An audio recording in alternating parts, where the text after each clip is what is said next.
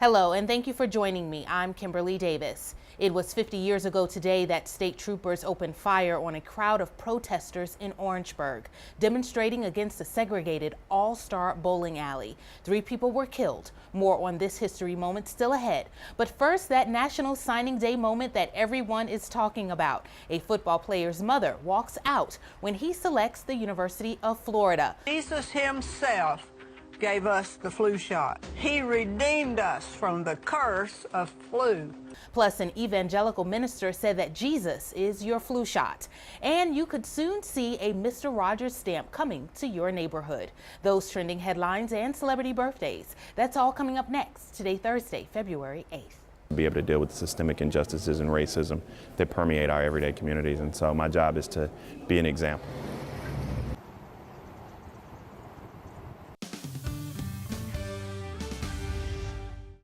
One thing nobody will ever be able to say about Jacob Copeland is that he isn't his own man. The 4-star wide receiver from Pensacola, Florida, sat next to his mother on National Signing Day and bypassed Tennessee and Alabama hats. He put on a Florida hat, instead committing to the Gators. His mom was decked out in Alabama sweater and a Tennessee hat in an ensemble that seemed to yell anywhere but Florida. As soon as he made the reveal, she got up and walked off.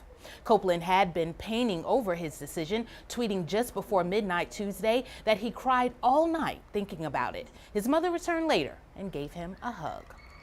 Another Copeland making the news, evangelical minister Gloria Copeland. She caused a stir by telling her viewers to inoculate themselves with the Word of God as a means of battling the flu virus. In a video posted on the ministry's Facebook page, Copeland seemed to advocate prayer over a flu vaccine. Take a listen. Got a duck season, a deer season, but we don't have a flu season.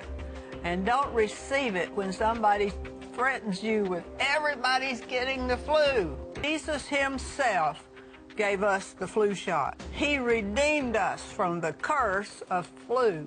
Just keep saying that. I'll never have the flu. I'll never have the flu. Put words, inoculate yourself with the Word of God. Copeland and her husband Kenneth are the co-founders of Kenneth Copeland Ministries. The Copelands also serve on President Trump's Evangelical Advisory Board. Mr. Rogers will soon live in every neighborhood across America thanks to the United States Postal Service. The USPS plans to issue a stamp to honor Fred Rogers and his cherished children's show. Mr. Rogers' Neighborhood aired from 1968 until 2001 and is credited for helping children deal with tough aspects of their life. The stamp's design spotlights Rogers along with one of his show's prominent puppets, King Friday. The stamp will be released on March 23rd. Rogers died in 2003 at the age of 74 after battling stomach cancer. The show will celebrate its 50th anniversary on February 19th. At this hour, many are pausing to remember what happened 50 years ago today on the campus of then South Carolina State College. Known as the Orangeburg Massacre, 3 people were killed. Many others were shot and injured following a historic protest of a segregated bowling alley. We have a crew at the commemoration ceremony in the Smith-Hammond Middleton Memorial Center at South Carolina State University, and we'll bring you more on this story on the news at 6 and 11.